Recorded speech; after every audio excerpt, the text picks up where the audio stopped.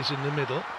Checks back against Carter and scores. That is atypical for the Meadow goal.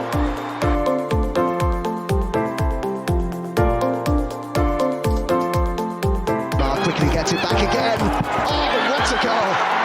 Well, that sums up her season.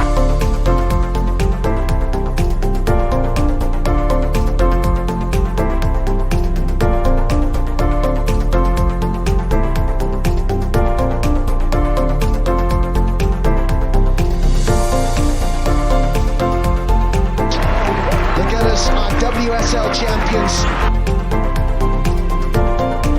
Welcome back to the Vic Akers Wonderland podcast. I am your host, Lottie, and for about the fourth time on recording, we have finally got this introduction right. Joined with me, as always, I have got Matt and Adam. Matt, how are you?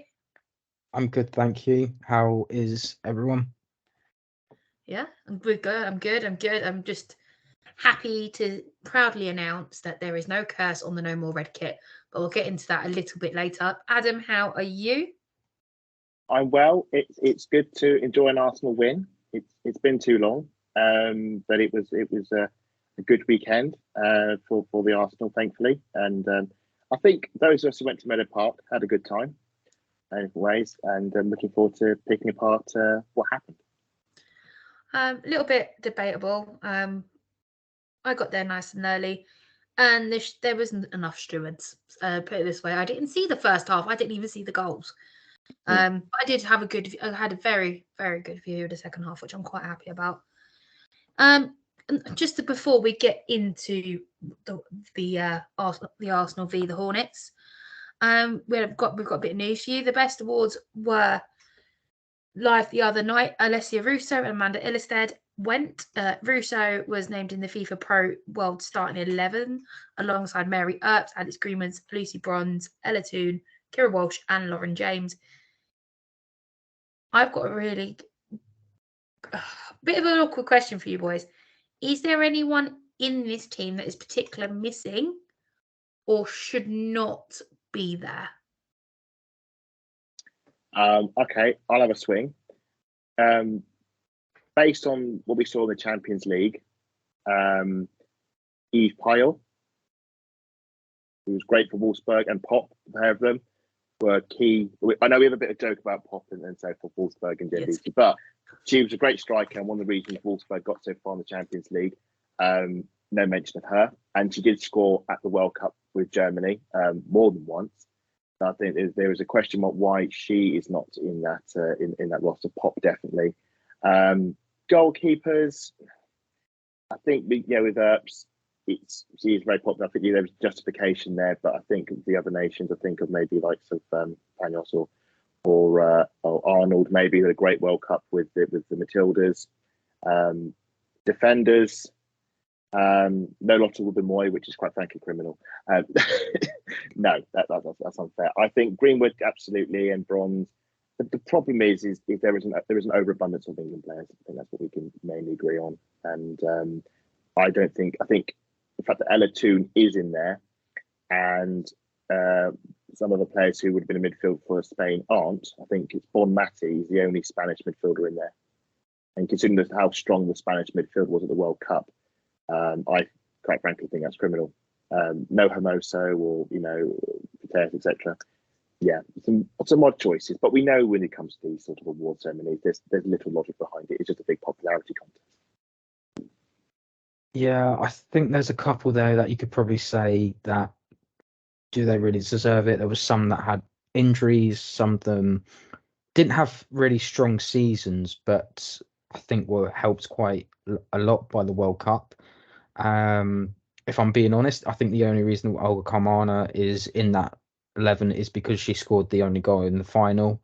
I don't think she had a particularly strong World Cup. I don't think she was particularly strong in Real Madrid's Liga F campaign. I didn't think that she really shone during Real Madrid's Champions League campaign either. And yes, I kind of guess that it is sort of swings and roundabouts when it comes to these things. I think there's others that you could probably name about 8 or 9 of those players potentially that don't deserve it.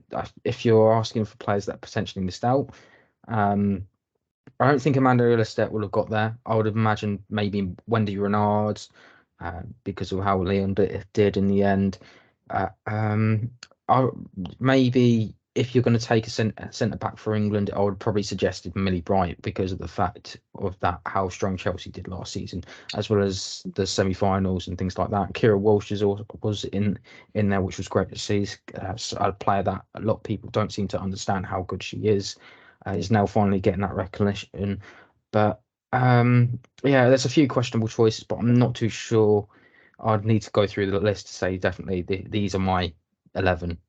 So FIFA Pro, just to say, I've given basically the top 10 in each position, so you can see who didn't make the cut but who was close. So Renard was in the contention in the top 10. Anya Batia was as well.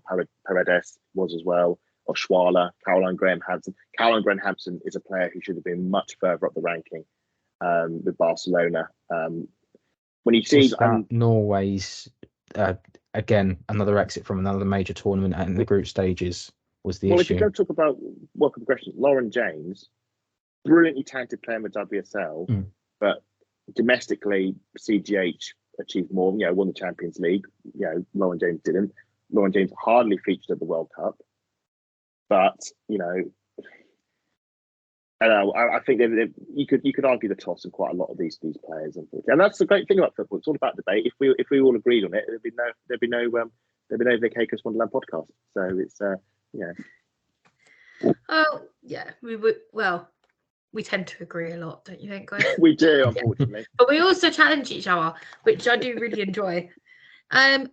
Another thing that came out of the awards is now that there is a Master Award for the best goal. It is the equivalent to the Puskas goal. Puskas, award. Puskas. Yep, I couldn't pronounce that. I do apologise. Speaking of awards, Serena Wiegmann picked up an award that night as well for the best manager. And a pen. And also extended till 2027 for the Women's World Cup, which we are all looking forward to. Her words were looking forward. We have unfinished business, and I know we're capable of more. Matt, are we defending our European title very soon? Yes or no? I think it's more than that. I think it's the fact that it's almost third time's the charm. Going into a World Cup, oddly enough, where we don't even know where it's going to be. I know South Africa and Brazil are potential hosts, and along with, I believe there is another one. There's a conglomeration one, I think, of Germany, Netherlands, and Belgium. Oh right, yes. I don't know if that's either the Euros or the World Cup, but that's one of the ones. It's one of them. I think you're right, Adam. But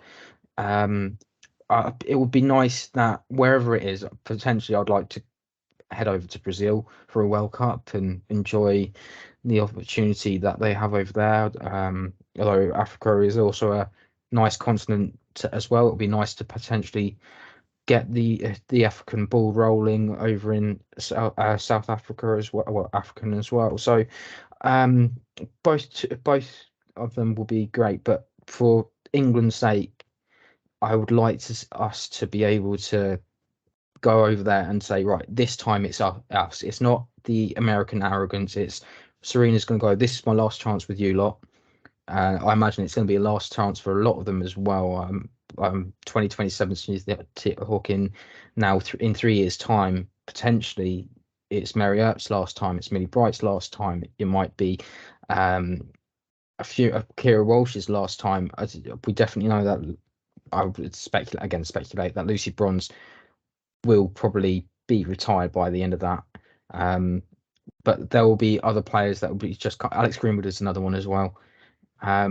So a lot of them will be last chance, but there is plenty of lionesses on the rise. Anna Patton, Katie Robinson, Missy Bowe-Crones. Yes, as you mentioned. I even potentially Lottie Women might actually finally get that starting centre backs role as well.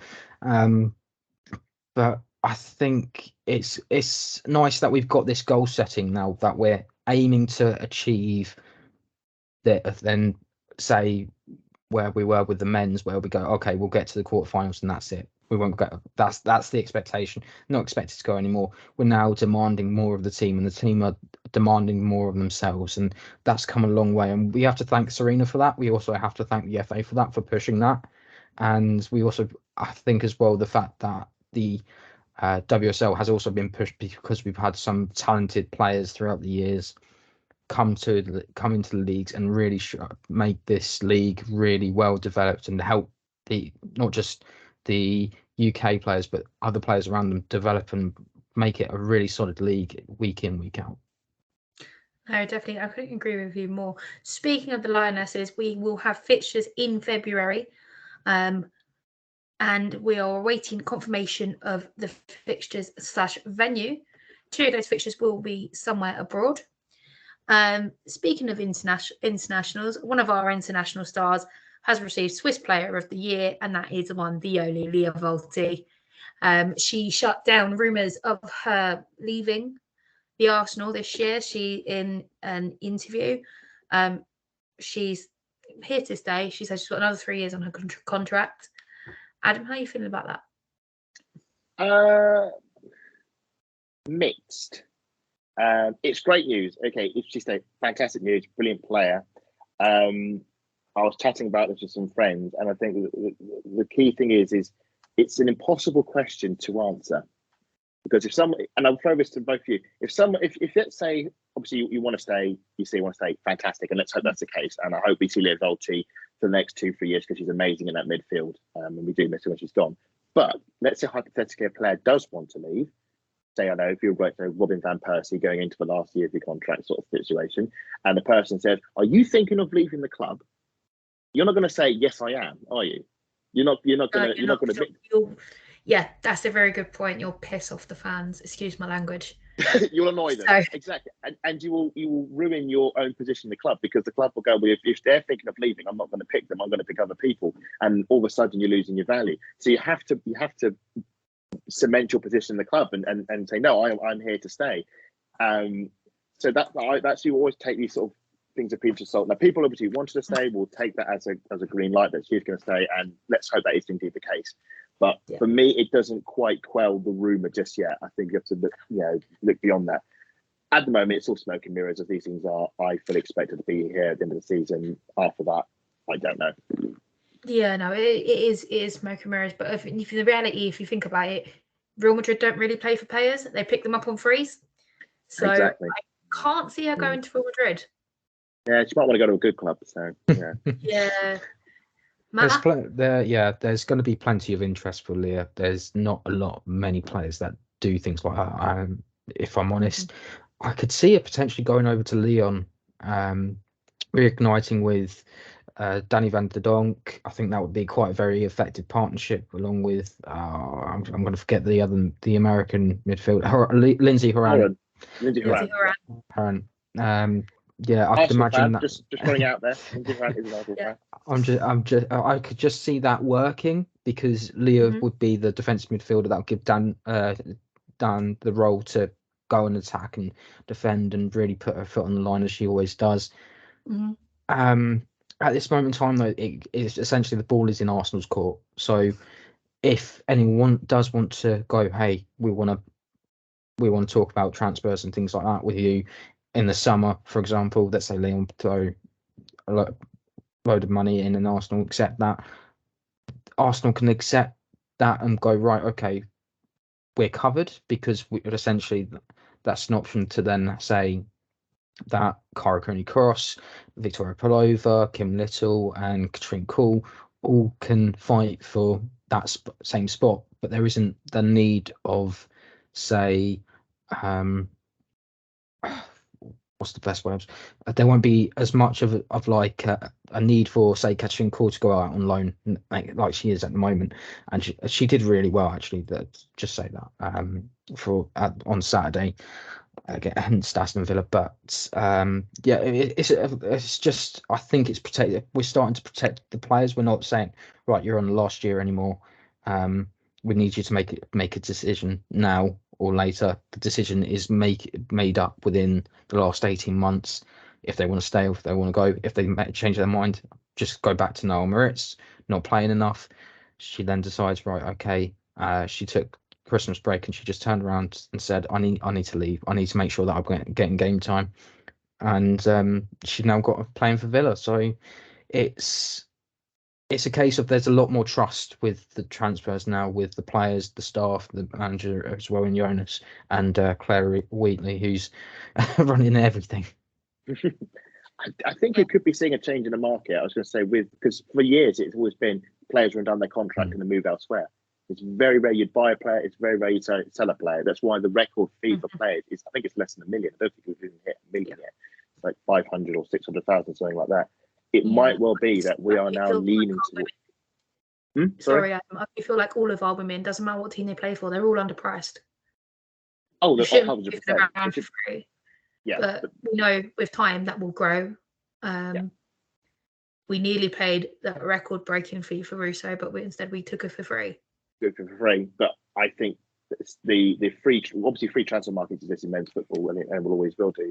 But I think more and more we're going to do more Kara Cooney cross deals. We're going to buy the players before someone else can have them on a free, and I think there's going to be a bit more impatience in the market to quickly get to that top spot. Is going to start to create the proper transfer market we see on the men's side, and it may well be that Lia is one of the players we sadly lose from that. We shall wait and see. Yeah, I don't think we'll reach the men's prices for a good few years yet, though. Oh, hopefully not. That it's just ridiculous. If you're going to start paying for players that much money for players, you need to be giving them the wages, and the sport needs to be as big as the transfer fees. So I think we're on the way there, but we've got a long while yet, hopefully. Before we get stuck into the Watford game, got a little bit of an icebreaker since it's award seasons. So we're going to have our own mini award seasons halfway through the season. So I'm going to ask you the first one. Everyone's going to know my answer, so I'm not going to answer this one. Best new signing in the last 2 seasons. Oh, 2 seasons. 2 seasons. Oh, Christ. So this season, last season. Because this season it's very limited choice. So I thought I'd extend it to 2. Okay. Right, yeah, I've got my answer. Adam, you ready? So am I choosing one player for each, or one player overall? For the women only, just one player overall. One player that covers 2 seasons. Well, everyone knows I'm Team Russo. I've got Russo back. I'm a big fan of Leslie Russo, local here and all that. So my choice is Victoria Pelova. And the reason I'm picking her over Russo is that Russo has only just got in through the front door. She's only seen the first 4 months of her. I'd love her to be, and I reckon she's going to be the big signing. And we'll get onto the game in a minute, and that'll be that's one of the reasons why what I saw at the weekend. I don't think she's there just yet. I think Pelova, we are seeing that, and we're seeing what an amazing signing she is ever since she's come in from around this time last year. The stuff she's doing in the midfield is jaw-dropping, and I am so glad we signed her. any ill feeling towards her hacking down Lia Wälti has long been forgotten. What a player we've signed. Matt? You know what? If it was just this season, I would have said Amanda, because of how well she settled in and how she's done really well. With the new signings that have signed this season, you can't judge them in half a season. So I thought I'd give you a bit more room to choose. 100% no, but I would have definitely chosen. I'll definitely choose Laura Weinreuther. She was really well. She settled in really well. And she just grew and grew after that Euros. It was almost like, because she settled down so quickly after 6 months in England, she went, "Oh, this is my home territory now." And in some ways, like the chance she does walk on water in some ways. Unfortunately, a stone was thrown her way in that Wolfsburg game. Again, it's mad that 26 seconds after Jem Beattie scores that header, she goes in for a tackle and she does her ACL. But it probably means a lot, the fact that the fans are with her and she wasn't alone in doing that. I mean, the ACL club and everything. But I think there's going to be a lot of patience when she comes back, and I don't think anyone's going to get on her back just for the next couple of games when she's back officially and putting in minutes. We're currently going through that process twice. We've done it with Beth. Beth's now up and running. We're now with Viv waiting. So if some fans don't get, they've got to wait, then maybe football's not for them. But hey ho, I'm not person to judge. We should just quickly say a few honorable shout outs. Obviously, we did sign a world class striker in Jodie Taylor, and that should not be ignored. That should be acknowledged. What a sign that was. And if she had stayed rather than leaving this summer, I would have said Hafaeli. I think we should not be forgotten. It was too short the time she spent with us, but the glimpse we got just gave us a tease of she would have been a legend at the club if she stayed for 3-4 years. And we obviously respect her decision to leave, but that would have been just amazing. Just a quick question: had we have won the league in the January that she joined, would you then put her in that top priority? I don't think because she was only in that season for a window because she came and then she was injured for the rest of it. We barely saw her, unfortunately. She wouldn't have really impacted that season. I mean, if she'd been fit all the way through the season and we won the league, then yes. But I don't think her impact. I think she got one goal against Birmingham and then she got injured and we never saw her again, sadly. I don't really align the two that well. Okay, so the next icebreaker. I was going to say, hang on, look, Lottie, what was your player? We all know who it is, but go on, let us know. Who's your player? It was going to be Kyra Kunis-Cross, but I picked Raffaelli. Oh, right. Even Oh, really? Short time she was it. Yes, you did. So that's why I didn't answer. Oh, sorry. I thought you were going to go Kyra. It's fine. Yeah, the thing is, it's over 2 seasons, and for me, I've seen Raffaelli play more than I have Kyra. Although Kyra has been sensational. Best goal of this season so far. I'm going to go first. I'm going to take Chloe Lacasse against Man United. That was that's a good one. Sublime. I've got her on the back of my Stella McCartney shirt for that, and it's just just a kiss. Matt, on to you first. I think I'm going to be a bit selfish here. I'm going to say the best one that I've seen live is actually Amanda's goal against Southampton, and just because of the fact that it was nice that it's just a little bit of a glimpse, and just when you saw the goalkeeper, she's gone one way, and then you just sell her to the shops the other way. It's just fantastic. But the other one I was actually also going to mention was Alessia Russo's goal against Aston Villa. Oh, the late winner. Yeah. Katie's goal in that game was fantastic. Yeah. But the whole impact, Beth coming on, getting the assist, Alessia scoring on the edge of the box. You don't really see that much anymore from sort of strikers. But yeah, it was a great goal, and it was really important to get those 3 points that day. First win of the season, wasn't it? First league win of the season, that one. You mentioned Katie. She obviously scored a screamer against Bristol City, which was pretty good. But I'm going to play my Russo card, and I'm going for her the goal against Chelsea, the first goal against Chelsea. But that's not just because of the goal, but because of the magnificent pass from Lia Wälti to set us up in the first place. Just so soon after Amanda gets that crucial goal, we're all on the buzz, we're all buzzing, and we look on the screen and we see Emma Hayes rolling her eyes in frustration of Anne Katrin-Berger's made that gaff. And then I look down, and then suddenly I'm seeing this magic pass destroy the entire Chelsea team, and Russo's running clear behind and executing what can only be described as a Thierry Henry-esque sort of right foot curve around the keeper and into the bottom corner, and just we're all rolling in the stand, just unbelievable. That emotional high when that goal went in, and the technique executed, because we'll talk about the game in a minute. As I said before about Russo, and too often we've seen with Russo, he hasn't taken that chance, but she took it so splendidly, just unbelievable. Obviously won 4-1, but that goal there was my favourite on the day, and if it wasn't going to be the Chloe Lacasse screamer against Man United, which I think just was an incredible goal in terms of the timing and especially for a first goal.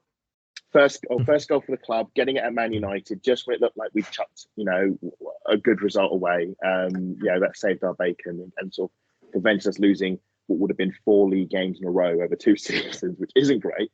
That goal that was the main thing for me. I think it's what we needed, even if it's returning 1 point when you're in that kind of rut. I think it helps big time. Absolutely. And then obviously we beat Villa and the season's all kicked in after that. But yeah, Russo against Chelsea, against her former club. That's the one.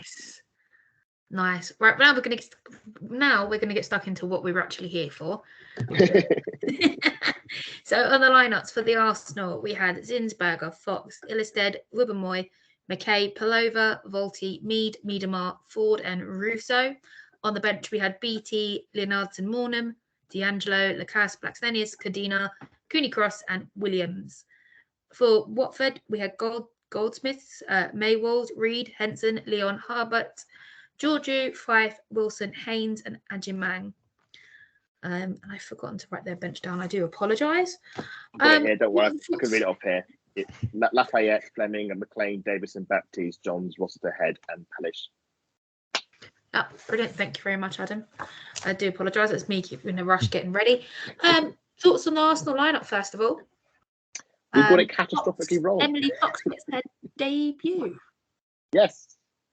Fantastic. I was worried. We were worried she wasn't going to make it, but given the time between her signing and the thing, but it was good. Good to see her make a run out. The fans obviously loved her, had their songs already prepped and ready to go.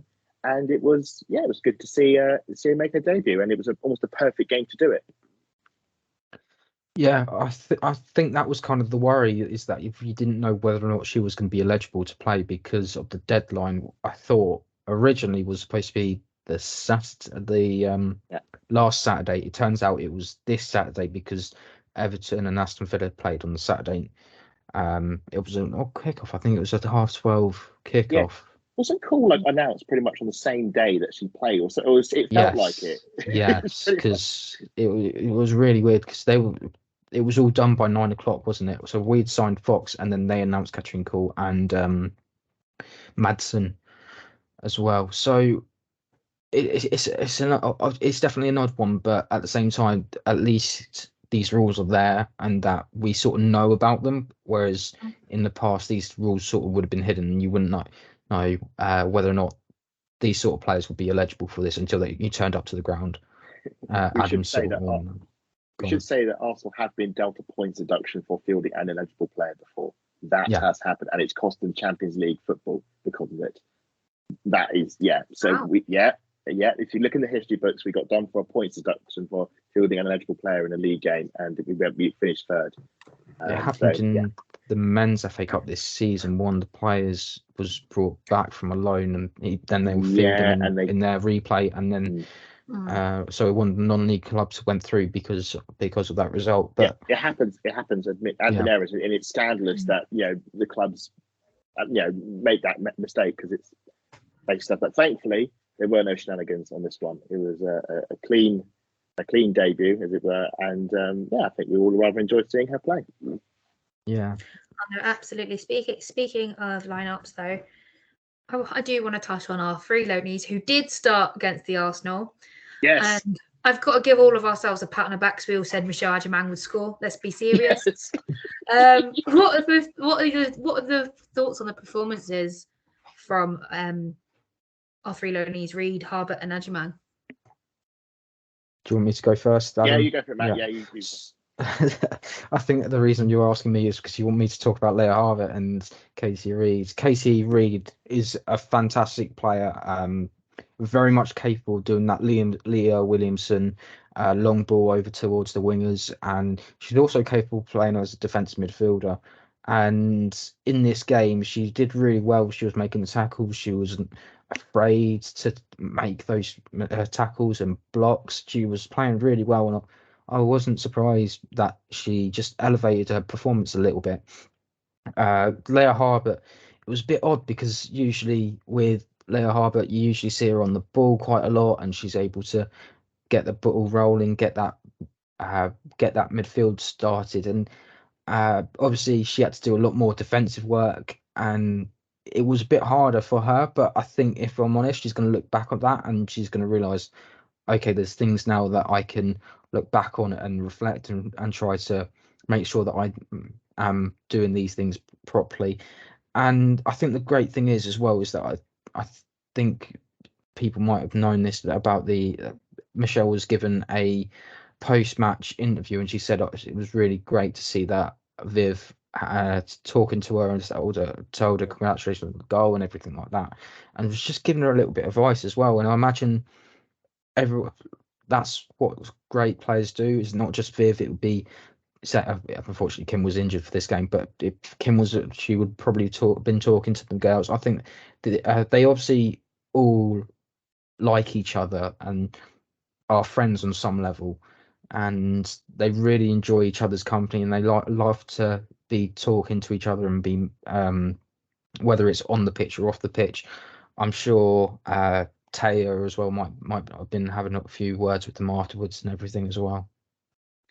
I was really impressed with, and we have to say this in sort of context of the game. What I was seeing from Adjiman with, it was clear that Watford were looking for her every time they were playing out. There was a lot of, from where I was sat, lots of long pass towards, asking her to hold up or running behind. And she was keeping the likes of Lottie and Amanda honest throughout the game. They were having to, track her back and intercept the passes. She wasn't sat deep with the rest of the team. I know that having been on, speaking with the manager at the end of the game, the Watford manager rates them, the three of them, very highly, not just as players but as people. He was very, very quick. He was out there. He was asked about them, and he was quite clear. Considering Watford and what they are at the moment, what they are in the Championship, these three players, I think he compared them to like gold dust almost. They're three stars that are. And I don't want to say this in a derogatory sense, but they're three players that are above the quality that they have in the team.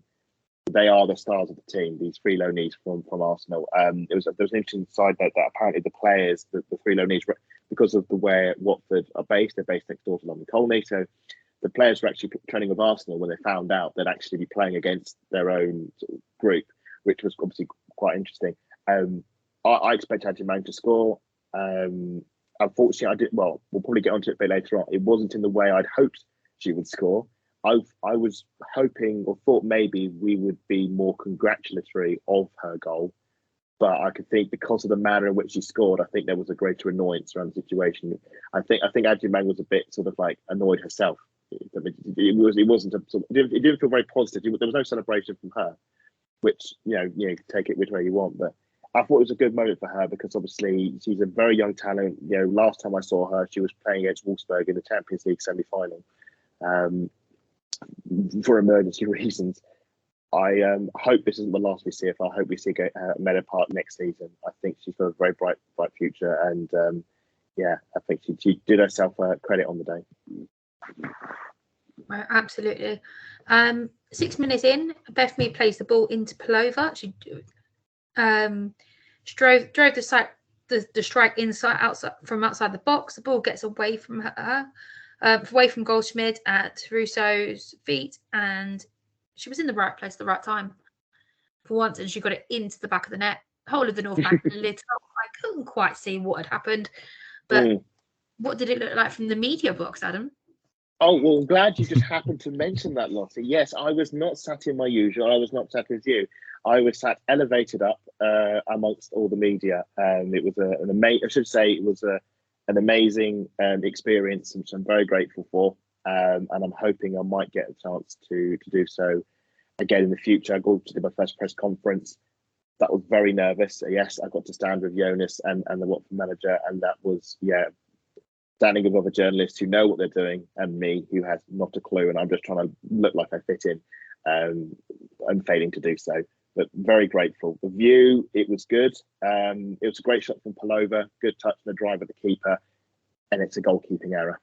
I'm sorry, and I know there is a disparity in talent because of where Watford are and where they're on in terms of their team and where they're on the league compared to us.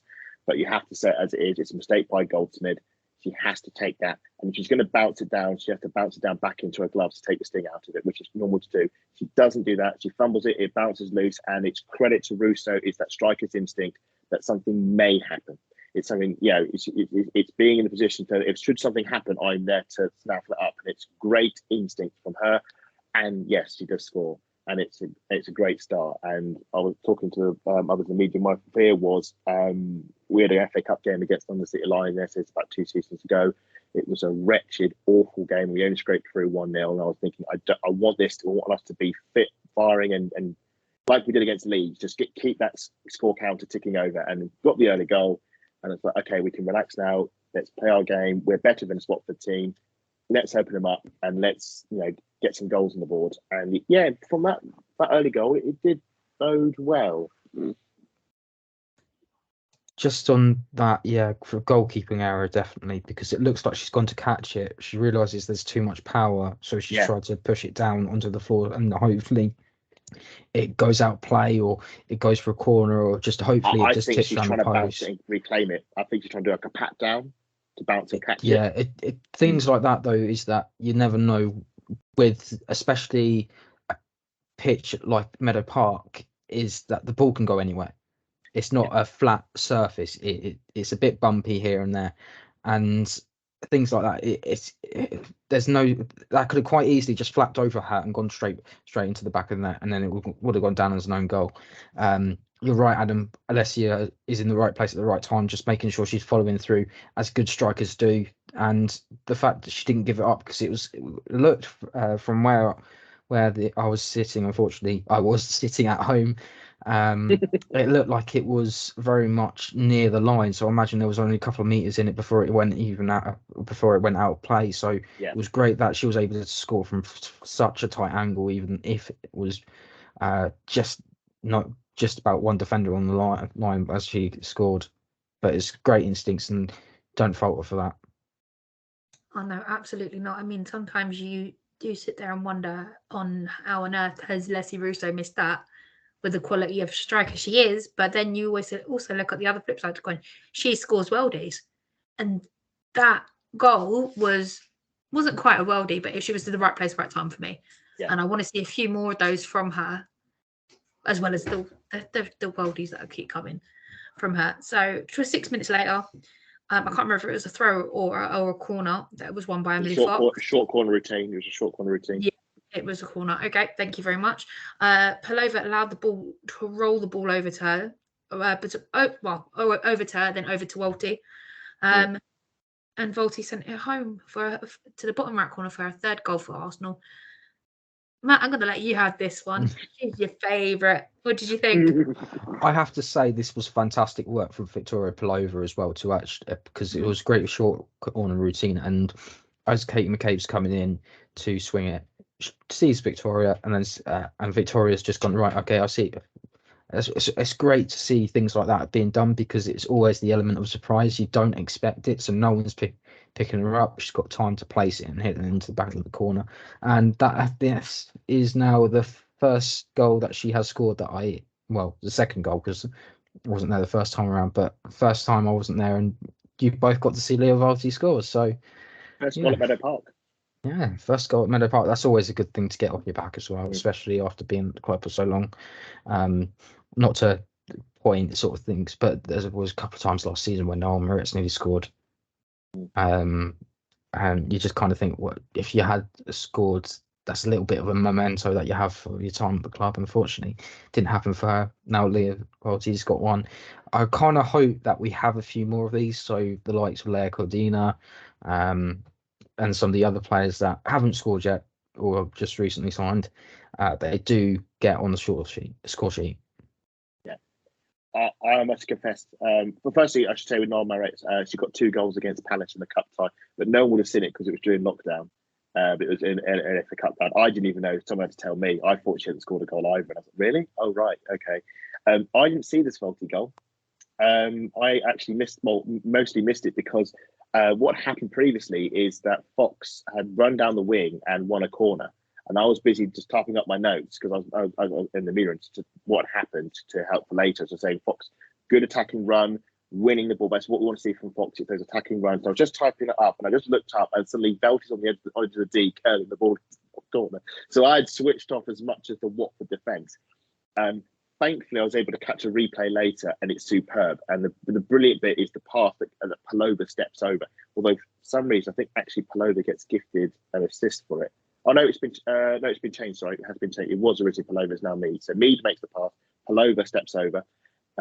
Wonderfully well, takes them to the pressing defence of the game, and Wälti strokes it home perfectly. But again, it's poor defending from Watford because that ball is not zipped across. That's a slow pass through the box. That Watford defence has to be rushing out and charging down Lia Wälti and making sure she doesn't get the shot off. And it comes to her, and all the entire Watford defence are just encamped on the front of their 6-yard line. So it's inviting her to shoot.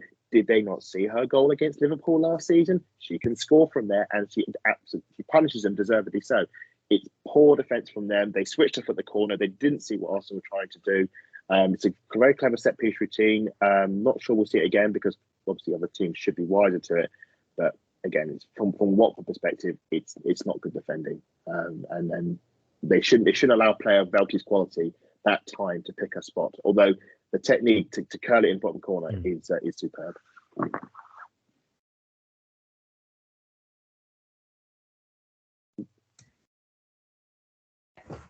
So after the half-hour mark, McCabe took a corner. She headed it wide of the bottom left.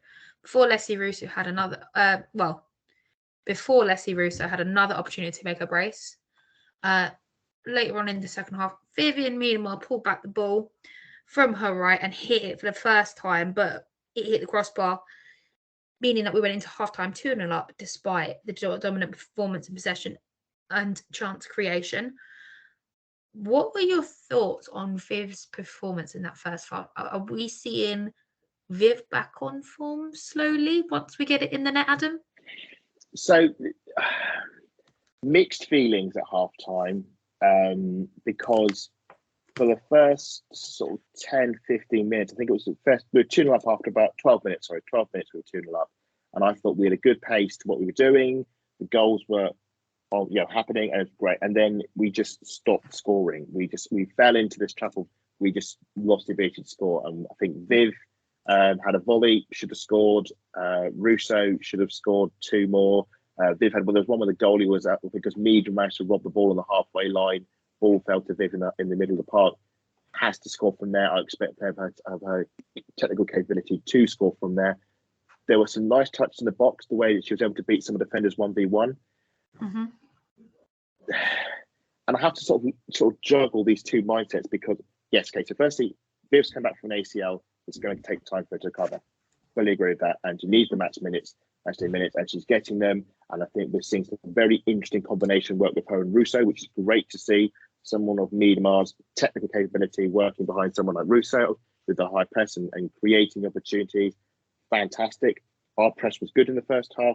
Lots of turnovers in the Watford defence, but we didn't score anywhere near enough. And I think Jonas, in his pre-match press conference, spoke about high-quality chances. We need to create high-quality chances because we were all there for the Spurs game. We had scraps. We didn't make those chances. Today, well, on this game, we did have those chances, but we still didn't score them. And I have to think, do we create those high-quality chances because we had great creativity in the team? Or do we create the chances because Watford aren't going to low block as well as Spurs and deny us the space and deny us the ability to play? And my feeling is we're not taking these really, really good chances. When we play Everton this weekend, providing it all goes ahead and the weather's fine, etc., we're not going to get as many opportunities as this. And that was the worrying bit for me. So I was very excited to see Miedema in centre park. I was very excited to see her creativity, her 1v1 play, create opportunities, but she didn't get a goal. I thought this would be the perfect game for her to get her first goal back from ACL. I think we were all in the stand hoping it was going to happen, and she came close a few times.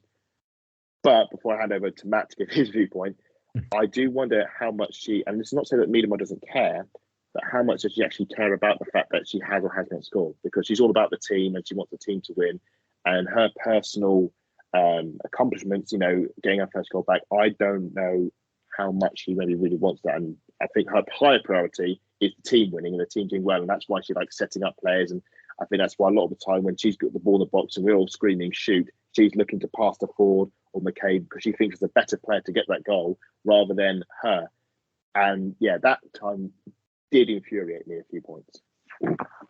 Yeah, I think just on Viv's first half, it was a bit difficult because you're thinking that along these sort of lines, you think, well, Viv's going to get 3 or 4 here, potentially on the way she was playing, and maybe grab an assist as well. It just felt like the whole team was struggling and almost went back to the we'll keep on shooting and eventually we'll score. But it was just like, how many chances overall did we have to take? I've just looked up the stats now. We had 26 shots on goal, 11 of those on target, and we only scored 5 goals from them.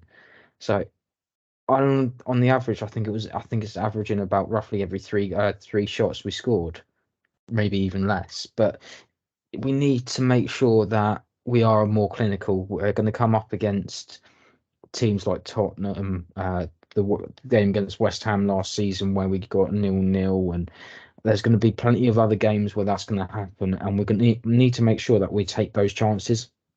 I imagine, especially when we play against Chelsea at Stamford Bridge, or when we play Man United at home, or even when we play Man City at the Academy Stadium. We're gonna make sure that we take our chances and not keep on going, right, okay, here we go, we've racked up 16 shots in that first half, but only 4 of them say have been on target. We need to make sure we're a bit more clinical. Otherwise it's going to call into question a lot of our accountability. What are our targets for the season? I know if you don't shoot, you don't score, but there's still 3 trophies to potentially play for. And I'm sure we want to win all 3, but we need to make sure that we're doing everything we can to get those shots into the back of the net. And sometimes it's going to take maybe making some sort of changes to the team. I've seen a lot of people talk about certain players in the team, potentially that they shouldn't have been playing that game. A lot of questions over that, but whoever's playing, they need to make sure if they're in that attacking role, they're at least either supplying those chances to score those goals or are scoring them. No, I couldn't agree more with you there, Matt. That's absolutely spot on. But I do want to ask the goalkeepers union on the pod about that, for, like the opening chance and in the second half.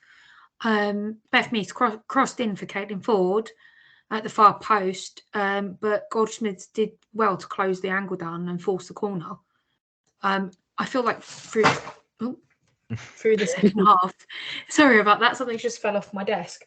Do you feel like through that second half that she actually had a half decent half, although she let another 3 goals in? Yeah, it was going to be whenever you're playing a team that are higher up than you, especially if they've have huge international experience, you know that they're going to have a huge amount of chances. They're going to have more chances on the ball, so you try and limit those issues as much as you can. Adam's already mentioned about how she gave the ball away on one opportunity, and Beth should have really Viv should have scored that opportunity. It's small lapses of concentration. All the goalkeepers have them. We'll probably talk about that later on. But it is difficult to be concentrating for 90 minutes, especially if the ball's up the other end of the half. But when the ball's in your half and and you lose concentration, that is when the worry. So the Alessa Russo goal in the first half, the fact that she's made the wrong decision, it's a bit difficult. The Lia Wälti goal, she's tried to get to it, but she just can't get there in time. It's just things like that she'll look back on that game and go, right, that was a good experience. I felt better in that second half, and I did really well, especially in the 1v1s towards the end there as well. So I think she'll be pleased with her performance, but obviously a bit disappointed that she's letting 5 goals. But it's an experience. A lot of these players would have come up from the FA Women's National League last season with Watford, so they're still getting to terms with the Championship, and this experience themselves against a top team across Europe will probably help them. Maybe not this season, maybe next season, and just making sure that they keep on developing and keep on working hard to be where they want to be. I should just say on this one, I was just to say, sorry, I actually interviewed the manager about this. I actually spoke with the Watford manager about the goalkeeper and about exactly what you said about the second half, and said, actually, you know what, I know she made a fumble in the first half, but the second half I thought she was really good. One of the reasons we didn't get more than 5 was because of the goalkeeper. And he was saying, yeah, well, it's actually a really harsh season.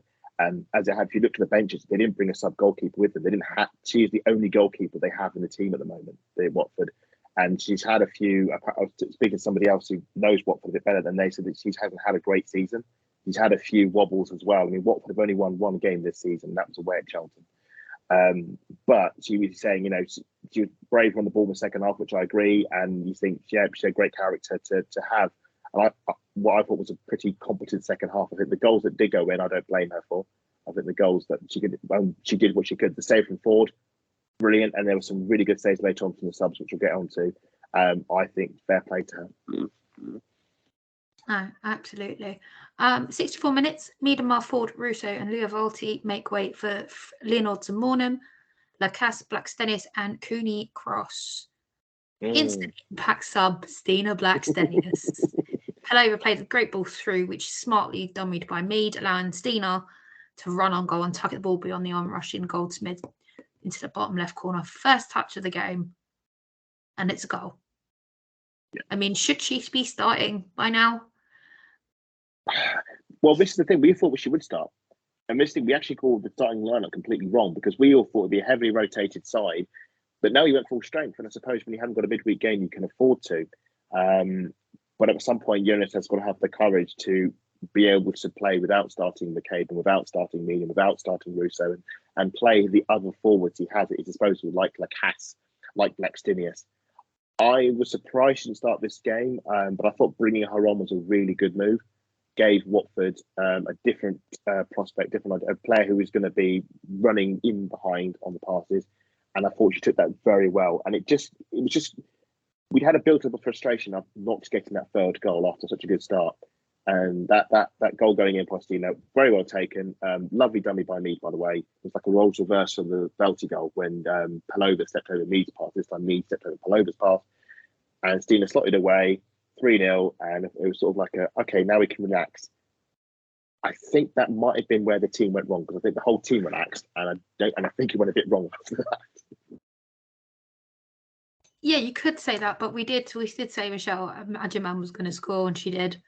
After a massive, huge defensive error, I would say. Amanda, they said, just didn't get there quick enough, and Lotta for some reason moved out the way. Michelle Adjaman didn't look too happy about scoring, I'll be honest with you. But I stood there and celebrated that goal because by that time I'd actually moved further up the stand so I could see what was going on the pitch. So I celebrated that goal. I thought it was all right. She's one of our own. I'm not too disappointed with it, but Manu could have done better. Manu could have done better. It comes from Lotta trying to play out, and I think she tries to play to Palova in the edge of the box. And fair play to Watford, they get the press right. But Lotta has to have the vision to see that pass is not on because the player's coming to pounce on Palova. She doesn't. She's not paying attention. And I know it's only Watford, and it wasn't detrimental to the result. But the level we're playing at, you cannot make these mistakes. This is Arsenal Football Club. These. I'm not going to use the Arteta, but these are the effing standards. The Arteta phrase. These are standards of play. You cannot play. I just imagine playing Watford or West Ham, Charlton, Chelsea. You play at the correct high level, and that is not acceptable what she did there. And Watford were very quick to see the opportunity, pounce. Great passing set up for Adjaman. She tucks it away. But yeah, Lotta's been great for us. She won an award, and I think it was Player of the Month. I think she got it at the start of the game, which was great. But that's a mistake on her. That's her not paying attention, not just seeing that pass wasn't on. You do that against Chelsea, you do that against Everton, that's the league title gone, that's the FA Cup gone, whatever game it is. We're lucky against Watford, we'll all be 3-0 up and we had the capacity to score more, but you won't get that against better teams. My biggest worry is the fact is that essentially the move wasn't done swiftly, or it was done so effectively. I think not just Lotta is to blame. I think that essentially the defence and midfield are at fault because they've tried to do it quickly, and they've also done one of the biggest sins that you can commit in football, which is playing the ball into the box. So one of the things you should never do, and this goes across like whatever you play. You don't play the ball across your box or around it. You don't pass in your box unless, well, you shouldn't really be doing it to begin with, because otherwise, essentially, what Watford do or did rather was just nick the ball, and then they've got an empty net to score in because Manu doesn't really know what to do, because even if she closes down, Michelle's got an open goal to shoot in. She doesn't know, and it's a lot of questions as well, because if Lottie goes and closes her down again, it's pass, then that leaves, if Manu goes, it's a 1-on-1 with Michelle. Don't know what's going to happen. Potentially it's a 50-50, but you never know what will happen. It's very much a mistake in her own making, and I think they will be kicking themselves for it. But I think the biggest problem was they were trying to do it too quickly, and because they were doing it too quickly, they weren't taking their time a little bit to have a look and see where the next pass was going. They didn't have all the players in the right position, and they were rushing it, and maybe they thought they could get away with it because it's Watford and it's not Chelsea and Man City pressing them. And 100%. I think that was a mistake. The thing is, they got it out to the wing. At that point, you go up the wing, you go long up the wing, or you play infield. You don't play back in, because all you've done is you've drawn Watford back on top of you and made it harder to play out. And at that point, Lottie's got it in her own box. She just has to go long. I know what they're trying to do. They're trying to draw the press, because if you draw the press in, it's like what Spurs did to us. When Spurs were playing it around at the back and we got sucked in and we put, I think, 4 players into their box, that was the moment they trigger and they got the ball out, whipped it through the midfield, straight to the forwards, and they scored, and that's how they beat us before Christmas. That's what Arsenal are trying to do. They're trying to draw the press on, but they got it horrifically wrong.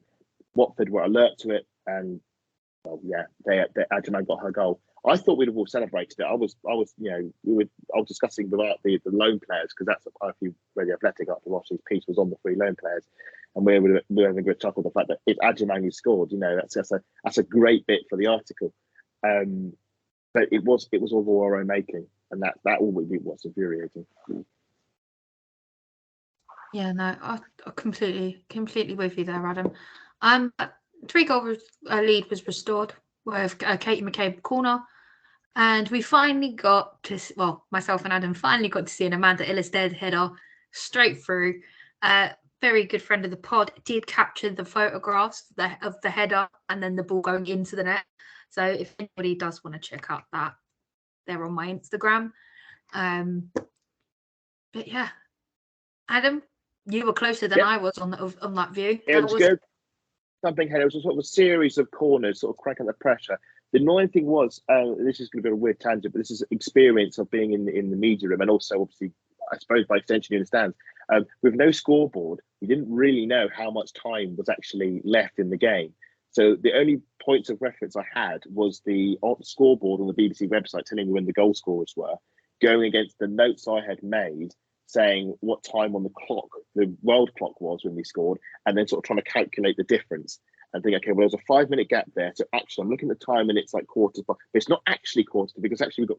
So it was trying to juggle that, which was very frustrating. And then when Amanda's goal came in, it was like, great, I've now got an extra point of reference, but also great, we've got an extra goal. And I never thought Watford were going to somehow pull the rug out from under us and make this amazing 3-0 comeback. It would have been disastrous if that was the case. But it just sort of re-established the authority we had exerted, because I think if we'd only won that game 2-0, it would have been a travesty.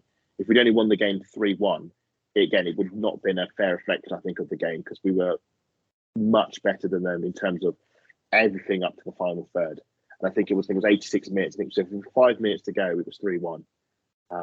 And I think by that time the Watford legs had gone, the defence had gone. They were hanging on in there just to try and keep the score down. And Amanda does what Amanda does best: thumping header, and you sort of enjoy the game a bit more after that. No, definitely. I mean, not long after that, it was 5-1 from Freedom Arnhem.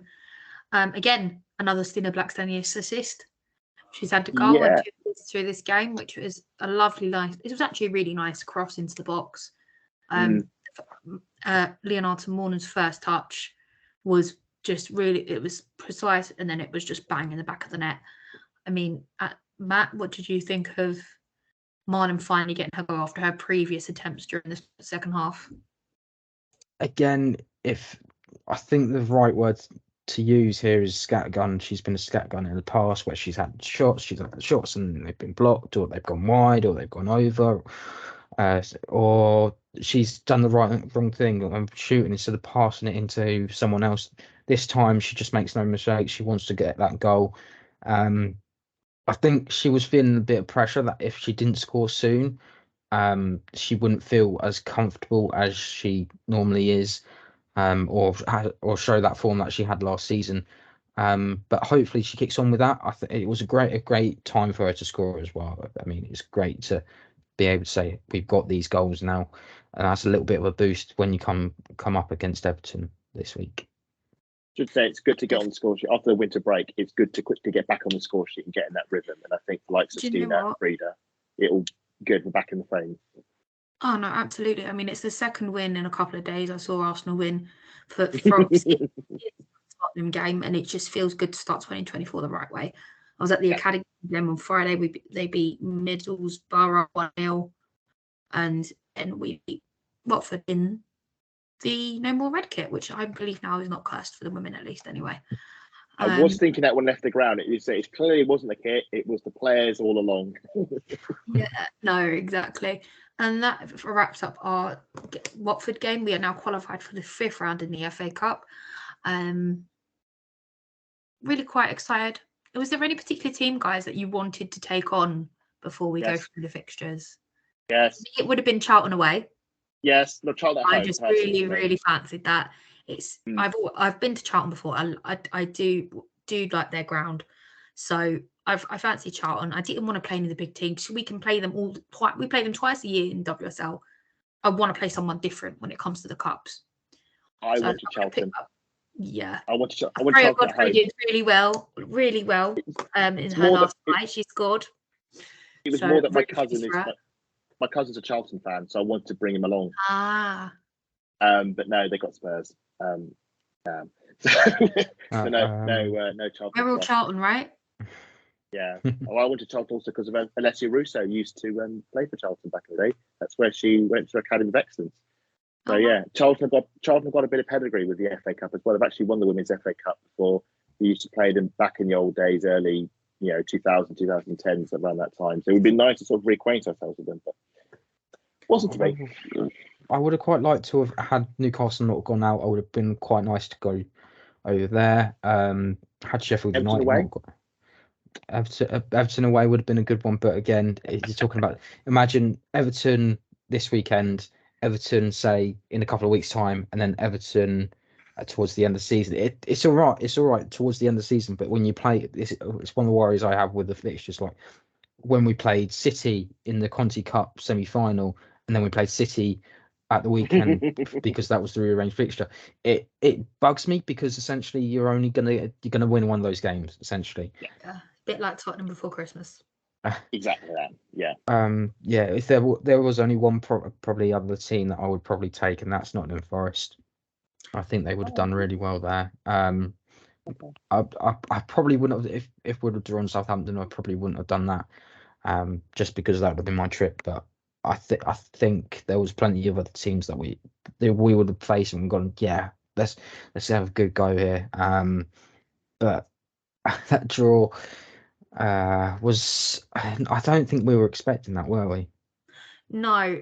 So the fifth round draw came out as London City Lionesses at home to Liverpool, Arsenal at home to Man City, Leicester at home to Birmingham City, Wolves at home to Brighton, Tottenham at home to Charlton. Sorry, I really want to go and clean my tongue there.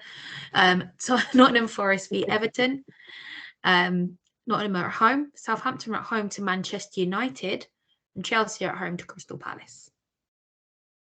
I really wanted Chelsea, Man United to meet each other. I was really hoping that one of them would knock each other out. That would make. There's still time.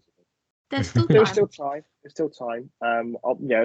It's a shame Chelsea got Crystal Palace at home, because we all know what happened the last time Chelsea women played away at Crystal Palace. They lost the cup final, so it would have been a nice repeat performance. We've obviously got the hardest ties around. Let's be honest, Arsenal versus Man City, and I do kind of feel we've got the rubbish under the stick again. Yeah, sure. Again, second Chelsea last season, Man City this season. Exactly. But everyone else gets a bit of an easier cruise, if that makes sense, than us. They did the maths, and it was like the minimum there could be would be one all WSL side, and then the rest could obviously be split apart. And of course, we're the only one with a full WSL matchup. Yeah. But we are at home.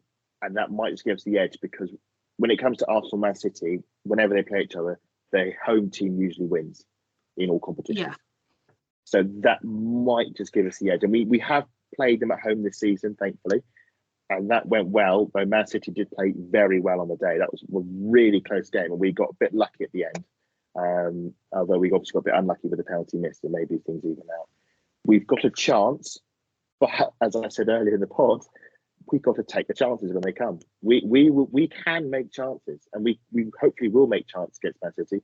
But if we miss like we did against Watford and just casually for fun, not take our chances, they'll win 2-3-0, and they'll be thinking, oh well, we did play well. Well, that makes a difference. So we need to sharpen up on the training pitch. I didn't really want to see. Sorry, Lottie. I didn't really want to see this fixture. As soon as it was come out, I was like, really? Again, I think Man City fans, us and Chelsea, all look at each other and almost it's like the Spider-Man meme where we just point at each other. Yeah. And it just feels like every time there's an FA Cup or a Conti Cup, whenever it comes to those three will be a draw. One of these rounds where either when the first one's in or the next round, it's always one of those two teams that pull together. I should just say so, Matt. I was going to say this is only the second time we played Man City in the FA Cup in the WSL era. Yeah, but you look at say the Conti Cup draws, for example, last year, Cup semi-final, three of us in there. We know one of us are going to play Man City, the other one's going to and it's like a 1 in 3 chance. Whereas when the FA Cup with such an open draw, it does annoy you. Chance. Yeah. So the chances are slim anyway, but it's annoying that it's happened. But would you rather it happen now, or would you rather it happen, say, in the semi-finals when you're this close to Wembley? Yeah, I think I'd have to go for now. If we beat Man City, that means it's one less team we could have in a semi-final or even the final, because Arsenal continually play Chelsea in these FA Cup rounds. I think it's always Chelsea in the League Cup final, always Chelsea in the FA Cup final. It'd be nice to not have, to face, say, instead, I know, a West Ham or I know, Spurs in the Cup final. That might be fun. Leicester City, just not a Chelsea, not a Man City, because that's what our Cup final plays. I think the last time we didn't play one of them, it was I think it might be like an Everton. I think it might have been in or Notts County in like a League Cup sort of thing. It's always one of the two. So if we can get Man City out the way, makes our FA Cup chances a bit more optimistic. But it's going to be a heck of a. You might get your wish because Tottenham are heavily recruiting in this transfer window. But I do want to have a touch on this a little bit, but the mechanics of the draw. Mm-hmm. I listened to it on the radio, so I wouldn't have visually watched it, and I can already see Matt just he's shaking his head and putting his hand over his face. So I'm going to come to Matt. Matt, the mechanics of this, could it be better?